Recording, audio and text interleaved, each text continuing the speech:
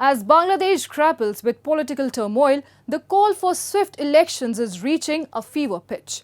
With public frustration mounting over delays in holding general elections, demands for democratic restoration are growing louder. A senior advisor to former Prime Minister Khaleda Zia has joined the chorus calling for swift polls backed by the military as the interim government under Muhammad Yunus faces accusations of stalling and overstepping its mandate. We have a report. Amid escalating political uncertainty in Bangladesh, a senior advisor to former Prime Minister Khaleda Zia has called for swift general elections to restore democratic governance. Speaking to ANI, retired Major General Fazl Ilahi Akbar, Defence and Security Advisor to the Bangladesh Nationalist Party chairperson, highlighted public frustration over delays in the electoral process, emphasizing that citizens are desperate for an elected government. The sooner the elections are held, the better it is for the country, he stressed. Major political parties including the BNP and Jamaat Islami have demanded polls by December 2025, a call backed by Bangladesh Army Chief General Wakar-uz-Zaman, who urged elections by year end. However, the Muhammad Yunus-led interim government has proposed a vague timeline, suggesting elections only after reforms are completed, potentially as late as June 2026. You know that people of this country for the last 16 years have not had the scope to vote freely. And obviously the expectations of the people are very high.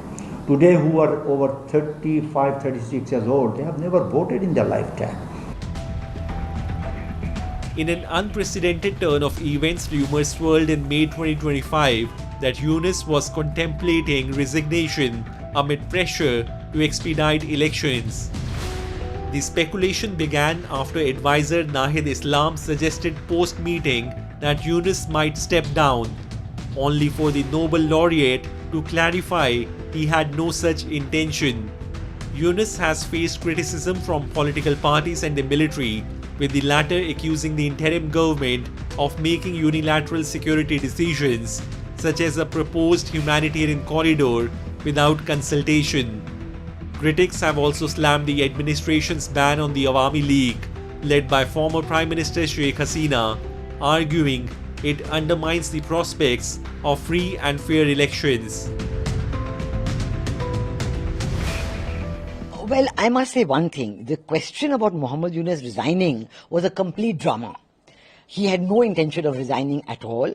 And in fact, he never said himself that he would resign. So, rather than doing elections immediately, the interim regime led by Muhammad Yunus had been doing all kinds of reforms, making committees and, launching cases against Prime Minister Sheikh Hasina, and then even banning her party, which he doesn't have the authority to do.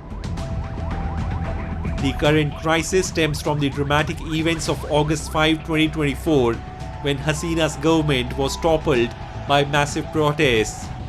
Initially sparked by opposition to a controversial job quota system, the demonstrations led by students evolved into a mass movement against Hasina, who had been elected Prime Minister for a fourth term in January 2024. Following her flight to India, the military led by General Wakar-uz-Zaman backed Yunus's appointment as chief advisor to lead an interim government tasked with holding elections as soon as possible. However, the administration's focus on reforms and alignment with Islamist parties like Jamaat-e-Islami has left its mandate unfulfilled, fueling public and political frustration.